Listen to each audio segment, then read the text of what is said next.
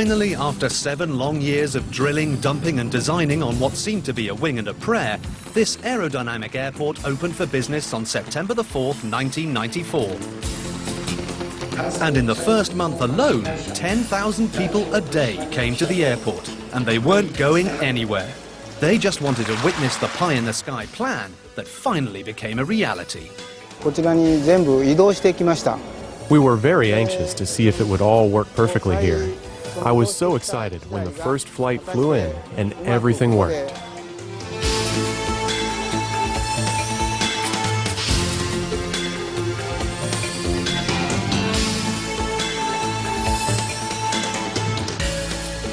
A million workers, over 200 million metric tons of materials, 10 million hours of hard labor, reclaiming the sea and opening up the skies to a bright future coming in for a landing. I have nothing but admiration for what they've provided for us there. But as much as pilots admire Kansai, you can't land a jumbo jet on a runway that's sinking into the ocean.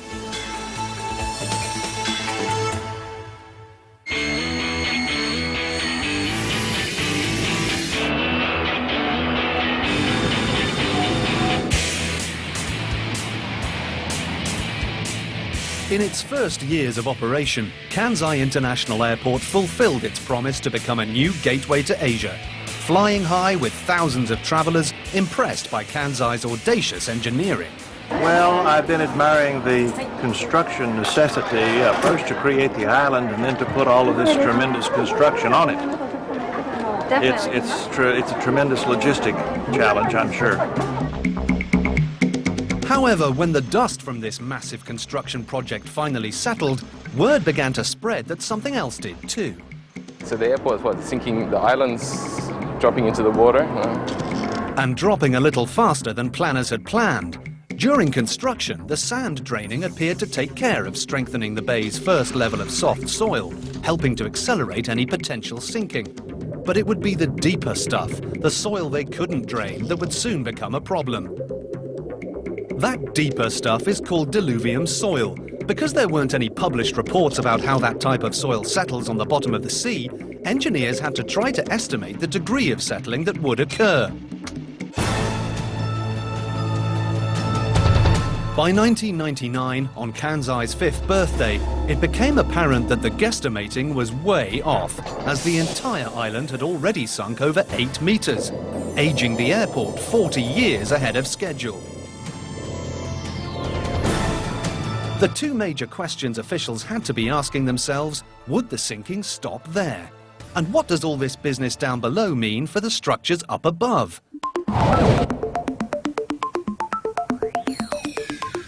Deep in the bowels of the high-tech terminal lies a somewhat low-tech solution to try and win the battle between Mother Nature and Father Time. To help save the structure from splitting at the seams, cracking under the pressure caused by uneven settling, engineers give a little lift to the 900 giant support columns that hold the terminal building up. It's a simple system you'll understand if you've ever changed a flat tire before. First, each column is equipped with a sensor that's connected to a computerized system. When the island shifts, the system signals where the power lifting must take place and technicians rush in. Next, hydraulic jacks, each capable of lifting 300 tons, are inserted between the floor and the column in question.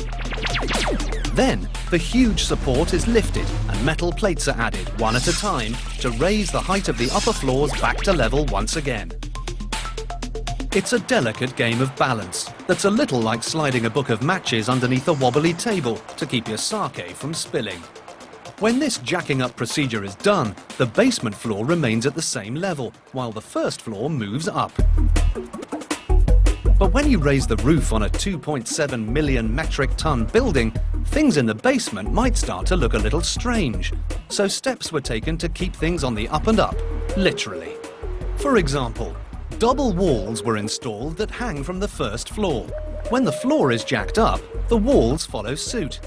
Also in the basement, air conditioning ducts are bolted to the ceiling, not the floors, keeping wires and hoses from pulling apart as the building grows. Staircases from the first floor get an extra step or two added to the bottom. And on the first floor, passengers are probably not even aware these metal plates at the bottom of each escalator keeps them from tripping on the trippy change in levels. But just how long can this terminal continue to be propped up, defying the laws of gravity? If the whole island keeps getting lower, is the basement only one typhoon away from waves crashing in? According to Kansai officials, the soil settling is slowing down significantly. In turn, that means the uneven sinking is becoming much less frequent. In fact, airport engineers say the sinking has slowed to just 5 centimeters a year, as opposed to the 5 centimeters a month it declined during construction. I believe that we've solved the problem, but you never know until it's done. So the airport won't go down without a fight, even if Sir Isaac Newton may be in the other corner. But if the uneven settling isn't settled and continues to mess with the airport's foundation, forget about the buildings, what about the runway? Without it, there is no airport. Since it's settling evenly, the entire runway is getting lower. But it's not a problem as long as it's flat. It's settling evenly and keeping the same angle, which is what matters. No problem at all. It's not sinking that fast. So, you know, they'll have the other runway up before this one's underwater. I'm not worried.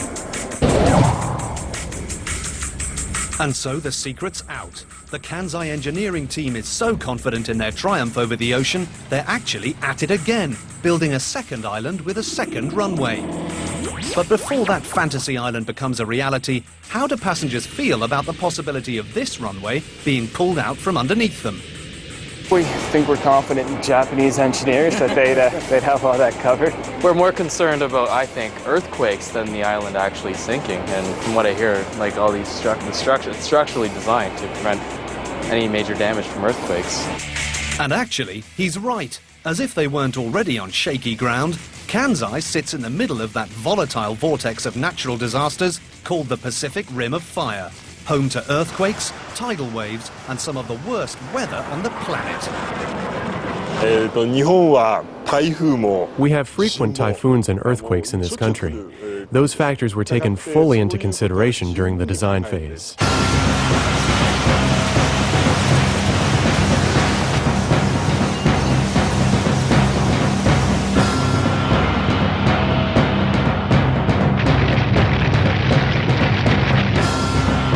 And it's a good thing too, because in 1995, with the airport only open for 15 months, an earthquake measuring 7.2 on the Richter scale hit the nearby city of Kobe, the epicenter just 29 kilometers from the airport island.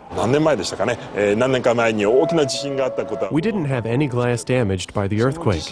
We found some small cracks, but not the slightest bit of severe damage.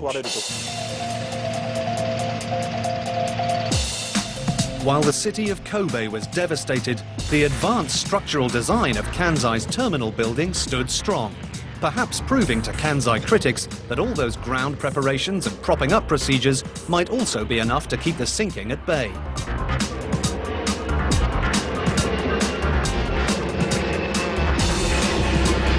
And so Mother Nature works in mysterious ways, once more allowing Kansai to face the future, with heads held high and noses pointed towards the sky.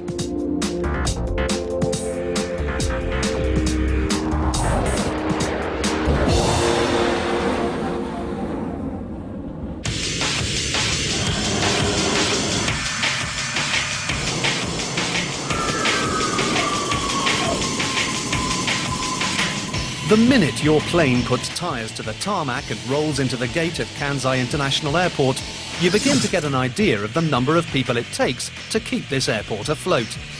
They say no man is an island, and in this case, neither is an airport, even if it's built on one.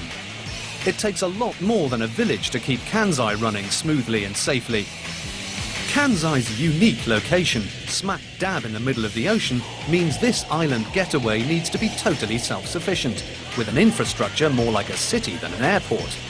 Each day, thousands of passengers pile onto this floating metropolis, becoming part of a round-the-clock rush hour. It was quite a drive from downtown Osaka to get out here, but it's pretty amazing.